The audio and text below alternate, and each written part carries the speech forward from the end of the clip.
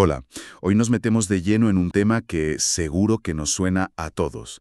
Esa tensión constante entre nuestra vida cada vez más digital y esa necesidad, a veces un poco olvidada, de conectar con la naturaleza. Y para ello vamos a analizar a fondo un informe muy interesante, más allá del tiempo frente a la pantalla, reconectando con la naturaleza. La idea del documento básicamente es ver cómo las familias pueden usar la naturaleza para fortalecer esos lazos y también para encontrar un respiro, ¿no?, de tanta pantalla. Nuestra misión hoy, pues, es desgranar un poco los puntos clave y las ideas prácticas que nos da este informe. Y para ir abriendo boca, hay un concepto que menciona el informe que, la verdad, da que pensar: el trastorno por déficit de naturaleza. Se acuñó por allá por 2005. Y ojo que no es un diagnóstico médico oficial ni nada de eso, ¿eh? Pero sí que ha encendido la mecha de todo un movimiento, de un debate muy necesario, creo yo. Venga, vamos a meternos en faena. Justo, el informe empieza por ahí recordando este trastorno por déficit de naturaleza. Y es curioso, porque desde 2005 la investigación sobre cómo nos afecta la naturaleza, ha crecido exponencialmente. Antes era casi anecdótico, y ahora hablamos de cerca de 1000 estudios. Eso ya dice algo, ¿verdad? Sí, sí, sin duda. Indica que hay una preocupación real, una necesidad de entender qué está pasando con esta desconexión. El informe, de hecho, señala varias causas. Está lo obvio, ¿no? La omnipresencia de la comunicación electrónica, las pantallas, pero también hay factores más estructurales, digamos. Una planificación urbana que a menudo olvida los espacios verdes o los deja en segundo plano, el aumento del tráfico, que hace que salir a la calle sea menos apetecible o seguro, incluso que en la educación quizá no se le da tanta importancia al contacto con la naturaleza como antes. Y luego está el miedo de los padres, ¿sabes? A veces un poco magnificado por los medios sobre los peligros de que los niños estén fuera. Son cambios sociales y tecnológicos muy profundos de las últimas, 3 décadas. Claro, es que se junta todo: factores sociales, tecnológicos, una especie de tormenta perfecta. Y para ilustrar la otra cara, la de la saturación digital, el informe da unas cifras que son bastante potentes. ¿Cuáles destacarías tú? Pues mira, hay varias que llaman la atención. Por ejemplo, que el 84% de los jóvenes adultos en Alemania reconozca que usa demasiado el móvil. Ya indica una autopercepción del problema, ¿no? Ya que la gente se da cuenta. Eso es. O que en Estados Unidos el 80% de los usuarios de smartphone intente ponerse reglas para limitar su uso. Intentar poner límites, eso ya suena a lucha, ¿verdad? A que no es fácil. Y luego está eso de la nomofobia que mencionan en Reino Unido. Eso, el miedo a quedarse sin el móvil, que afecta a 2 de cada 3 personas allí. Es fuerte. Tela. Suena casi a dependencia, ¿sí? Y de hecho, para casi el 40% de la gente, el smartphone es lo más difícil de dejar, más que otras cosas que podríamos pensar. Y si lo miras a nivel global, estamos hablando de más de 3.000 millones de usuarios de smartphones. Es una herramienta universal, sí, pero con un poder de atracción enorme. Una atracción que, claro, tiene sus consecuencias.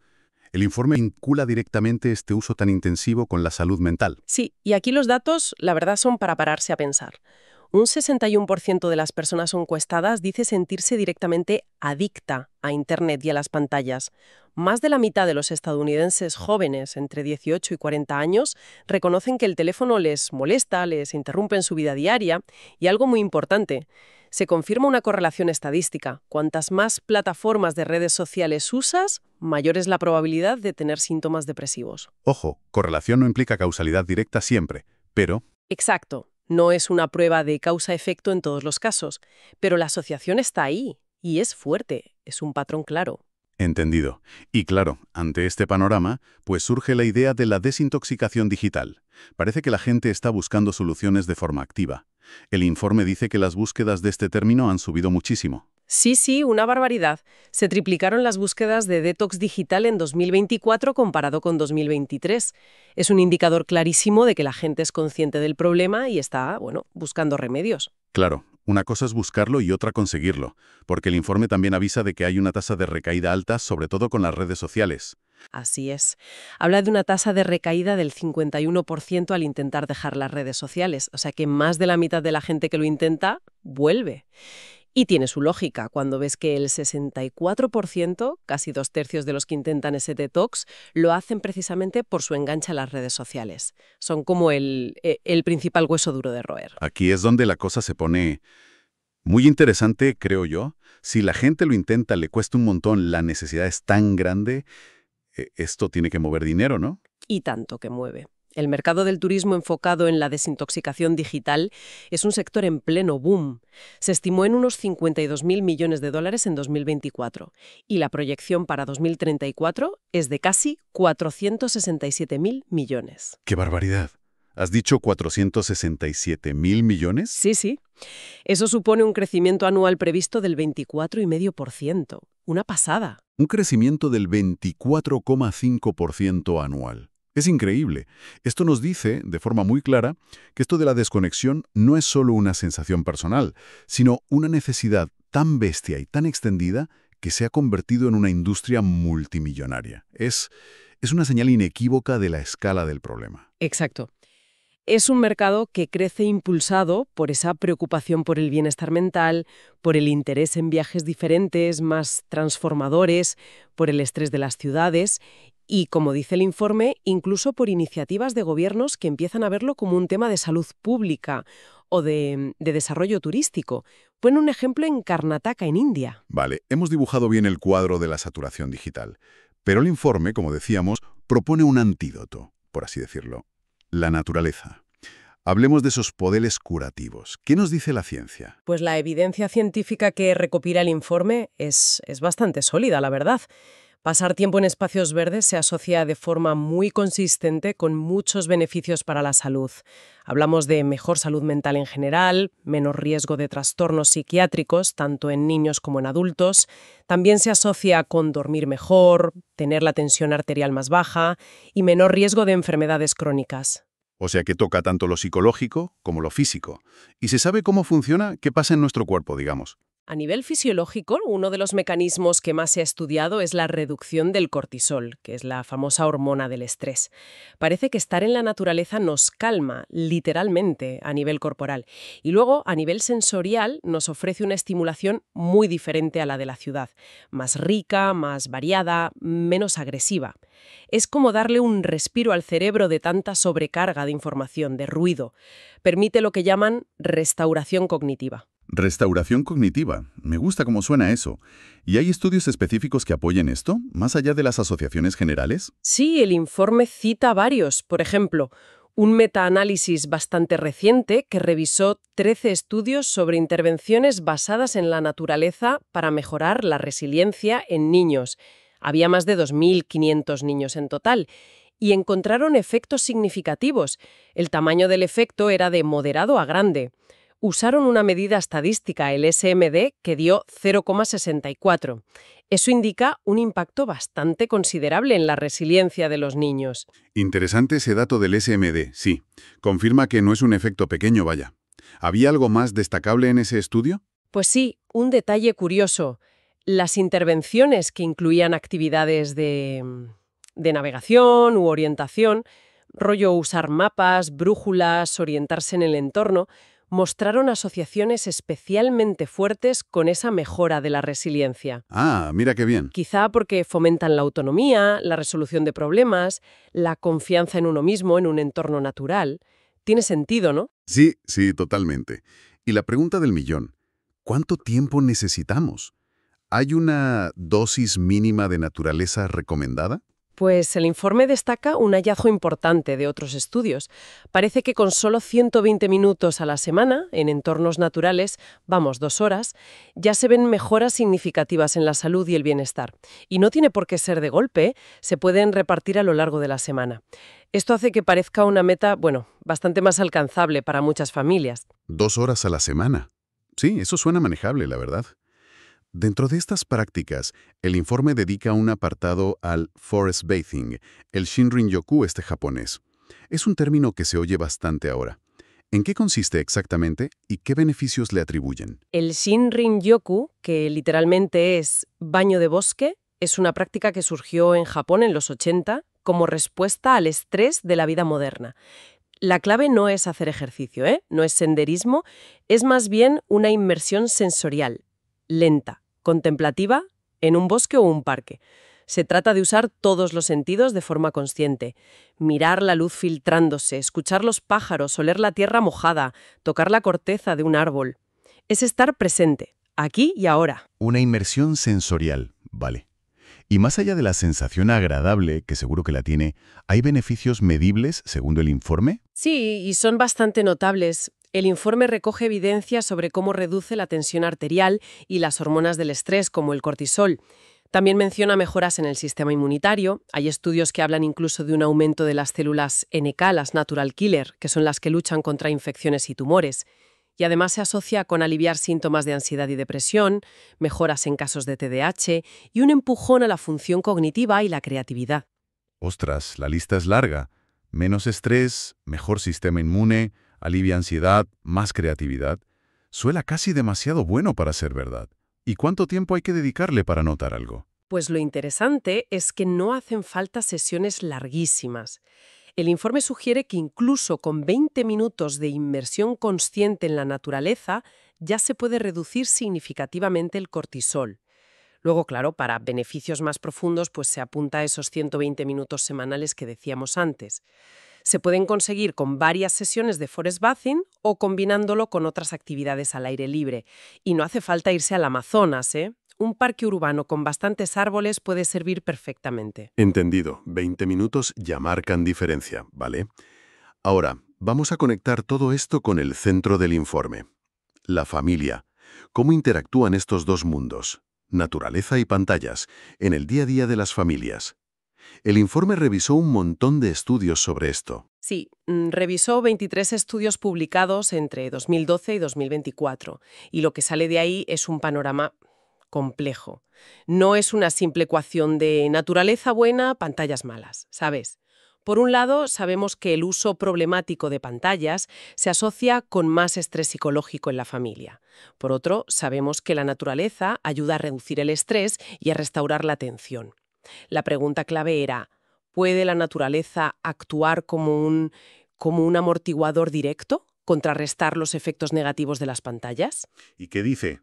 ¿Ir al parque compensa las horas de móvil o no? Pues ahí es donde la cosa se complica. Los hallazgos, según el informe, son mixtos o no concluyentes. No hay una evidencia clara y rotunda de que pasar tiempo en la naturaleza cancele automáticamente los posibles efectos negativos del tiempo de pantalla. Ah, eso es importante. O sea que no podemos pensar en la naturaleza como una simple pastilla para curar los males digitales. Exactamente. Que los resultados sean mixtos es crucial. Nos dice que la relación es más enrevesada. Probablemente dependa de cómo se usa ese tiempo en la naturaleza, ¿sabes? Si es tiempo de calidad, de conexión. Y también de cómo se gestionan las pantallas en casa en general. No es una simple suma y resta. Sugiere que hay que prestar atención a las dos cosas, fomentar la conexión con la naturaleza y gestionar el uso digital. Muy claro. Y en esta dinámica familiar, ¿qué papel juegan los padres? ¿Influyen mucho en si los hijos salen o no salen? Muchísimo. De hecho, el informe destaca algo que a mí me pareció sorprendente. El factor que mejor predice si un niño pasará tiempo en la naturaleza es la propia conexión de sus padres con ella, incluso más que vivir al lado de un parque. ¿En serio? ¿Más que tener un parque al lado de casa? Eso es potente, sí. Sugiere que las barreras más importantes no son tanto las físicas, el acceso, sino las sociales y las de actitud. Los horarios de la familia, las prioridades que se marcan, el valor que los propios padres le dan a estar fuera, cuánto disfrutan ellos mismos en la naturaleza, el ejemplo y la actitud de los padres son clave. Y había un detalle curioso sobre el ejemplo de la madre, ¿no? Sí, menciona un hallazgo específico de algunos estudios.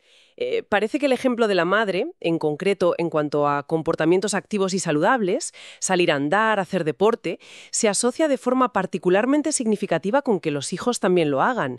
No quiere decir que el ejemplo del padre no importe, claro que importa, pero esa correlación específica con la madre aparecía destacada. Es un matiz interesante sobre las dinámicas familiares. Fascinante, sí. ¿Cómo influyen las actitudes y los ejemplos de los padres? Entonces, si su influencia es tan crucial y la naturaleza no es una goma de borrar mágica para las pantallas, la pregunta es clara. ¿Qué pueden hacer las familias en la práctica? ¿Qué estrategias concretas propone el informe? Pues el informe dedica una buena parte a esto, a ir más allá del diagnóstico. Propone varias líneas de acción. La primera, lógicamente, es poner límites con las pantallas, pero hacerlo de forma informada. Se basa en recomendaciones que ya existen, como lo de no más de 1 hora al día de contenido de calidad para niños de 2 a 5 años y buscar horarios equilibrados para los más mayores. Y algo que considera fundamental, crear santuarios sin pantallas en casa. Zonas y momentos libres de tecnología, como la mesa durante las comidas o los dormitorios por la noche. Límites claros y zonas libres de pantallas. Sí, tiene todo el sentido. ¿Qué más? Segundo, sugiere diseñar rutinas diarias que busquen un equilibrio activo. No se trata solo de limitar lo malo, sino de fomentar activamente lo bueno. Pone un ejemplo de rutina que podría incluir bloques de tiempo para distintas cosas. Quizá 30 minutos de lectura, 45 minutos de juego al aire libre, 30 minutos de alguna actividad creativa y luego, sí, un tiempo limitado y pactado para pantallas. La idea es construir un día variado. Me gusta eso de construir activamente el día, no solo restringir. Y sobre las actividades al aire libre, que a veces nos quedamos sin ideas, sobre todo con distintas edades. Cierto. Por eso el informe da ideas adaptadas. Para los más peques, de 2 a 6 años, sugiere cosas muy sensoriales. Paseos para oler flores, tocar texturas, jugar con arena, agua, barro o cuidar una plantita. Para los que están en edad escolar, 7-12 años, propone actividades que fomenten la autonomía y la interacción, montar en bici, patinete, deportes de equipo o juegos como búsquedas del tesoro en el parque. ¿Y para los adolescentes? Que a veces son los más complicados para sacarles de casa y llevarles al campo. Para los adolescentes 13-18 años, el informe sugiere actividades que tengan un punto de reto, de aventura o incluso un propósito social. Quizá escalada, circuitos de aventura en árboles, practicar yoga o mindfulness al aire libre o participar en voluntariado ambiental. La idea es conectar con sus intereses y su necesidad de autonomía. Buenas ideas para todas las franjas, sí. Menciona cómo llevar el forest bathing a la práctica en familia, porque antes sonaba como algo muy individual, muy contemplativo. Sí, lo adapta al contexto familiar.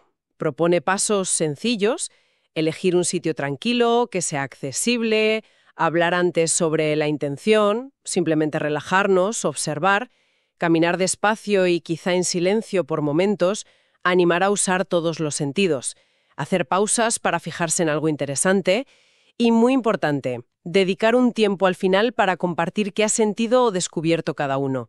Convertirlo en una experiencia compartida, no solo individual. Adaptarlo y compartirlo después, eso es clave. Y bueno, todos sabemos que de la teoría a la práctica hay un trecho. Aborda el informe los obstáculos típicos. La falta de tiempo, la resistencia de los niños. Sí, dedica un apartado a cómo superar esas barreras comunes. Por ejemplo, ante la resistencia inicial de niños o adolescentes, sugiere empezar poco a poco, con salidas cortas de 15-20 minutos. Ser flexibles, ¿sabes? Permitirles hacer fotos con el móvil si eso les motiva al principio, o darles opciones para que sientan que eligen algo. Para la falta de tiempo, propone integrar la naturaleza en las rutinas, ir andando al cole por un parque, aprovechar los fines de semana para salidas más largas o buscar conscientemente micromomentos de naturaleza en el día a día. Pararse a mirar un árbol 5 minutos, escuchar los pájaros. ¿Y qué hay de las preocupaciones por la seguridad que a veces tenemos los padres? También lo toca. Recomienda empezar por sitios conocidos, seguros, ir en grupo con otras familias si eso da más confianza, y enseñar a los niños normas básicas de seguridad y de respeto al entorno. Se trata de buscar un equilibrio entre ser precavidos y permitir que exploren. Estrategias muy concretas, la verdad.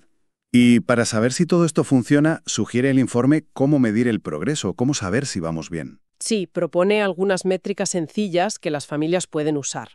Por ejemplo, llevar una cuenta aproximada del tiempo semanal que pasan en la naturaleza, con el objetivo de esas 2 horas como referencia.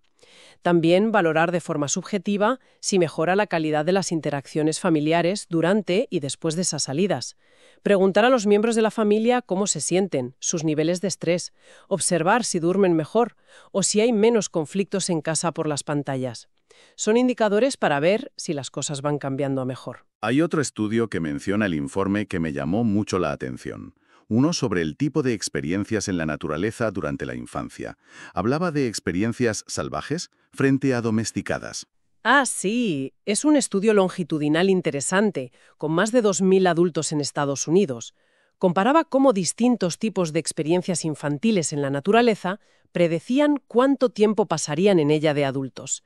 Y lo que encontraron fue que las experiencias que llamaron salvajes, cosas como ir de acampada, hacer senderismo por montaña, pescar, explorar bosques sin un plan fijo, tenía una correlación muy fuerte con pasar tiempo en la naturaleza en la edad adulta. ¿Y las domesticadas? ¿Como jugar en el jardín o ir en bici por el barrio? Esas experiencias, las domesticadas, aunque son positivas, claro, no resultaron ser predictores tan potentes del contacto con la naturaleza en la edad adulta, una vez que controlaban otras variables como la educación de los padres o dónde habían vivido de niños. Esto es súper revelador, ¿no? Sugiere que esas experiencias más inmersivas, quizá menos estructuradas, con un punto de aventura en la naturaleza durante la infancia, podrían dejar una huella más profunda, más duradera en nuestra conexión con ella. No es solo salir fuera, sino cómo salimos. Exacto. Apunta a la calidad y a la profundidad de la experiencia. Y bueno, ampliando un poco el foco más allá de la familia, el informe también recoge ejemplos de cómo esta preocupación por el equilibrio digital y natural está llegando a otros sitios. ¿Como cuáles, por ejemplo? Pues menciona iniciativas en empresas que empiezan a tomarse en serio el bienestar digital de sus empleados. Casi un 18% ya anima a dejar los móviles o portátiles del trabajo en la oficina. Un 17% restringe el email fuera de horas. Un 16% fomenta desactivar notificaciones. Otras apoyan pausas activas sin tecnología. También señala programas institucionales, como esa iniciativa de desintoxicación digital en Karnataka, India, o acciones de cadenas hoteleras como Taj Hotels. E incluso encuestas en universidades, como una en Arizona donde el 77% de los estudiantes sentía la necesidad de reducir su uso del móvil. Se ve que es un movimiento que está calando a varias escalas. Queda claro, sí, que no es solo una cosa individual o familiar, sino que empieza a tener eco social, organizacional. Si tuviéramos que resumir la esencia de todo este análisis del informe, ¿cuál dirías que es el mensaje clave? Yo diría que el mensaje central es que reconectar con la naturaleza no es un capricho ni una simple actividad de ocio más.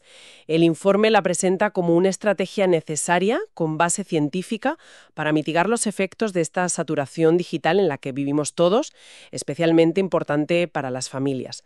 Los beneficios que documenta, desde la resiliencia de los niños y la reducción del estrés hasta la mejora de la salud física y el fortalecimiento de los vínculos, son demasiado importantes como para dejarlos pasar. Totalmente de acuerdo. Y las implicaciones de esto van más allá de lo que cada familia pueda hacer en su casa, ¿verdad? Desde luego, los hallazgos invitan a una reflexión a nivel comunitario y político. Cómo diseñamos ciudades que de verdad prioricen espacios verdes accesibles y de calidad para todos. Cómo integramos la experiencia en la naturaleza de forma significativa en los colegios, en la educación. Cómo apoyamos infraestructuras y programas que faciliten a las familias pasar tiempo de calidad al aire libre. Y claro, como siempre en ciencia, hace falta más investigación. Estudios a más largo plazo, entender mejor los mecanismos exactos biológicos, psicológicos y quizá desarrollar protocolos más estándar para intervenciones como el forest bathing familiar, para poder medir y comparar mejor sus efectos. Para terminar y lanzando una idea, una reflexión para quienes nos escuchan, quizás el enfoque no debería ser solo buscar un equilibrio numérico, no. Tantas horas de pantalla, tantas horas de naturaleza, como si fuera una balanza que hay que nivelar y ya está. Tal vez el reto más profundo sea replantearnos nuestra relación con ambas cosas. Y si viéramos la conexión con la naturaleza no solo como una vía de escape del mundo digital, sino como un cimiento, una base necesaria para poder navegar y prosperar de forma saludable dentro de ese mundo digital.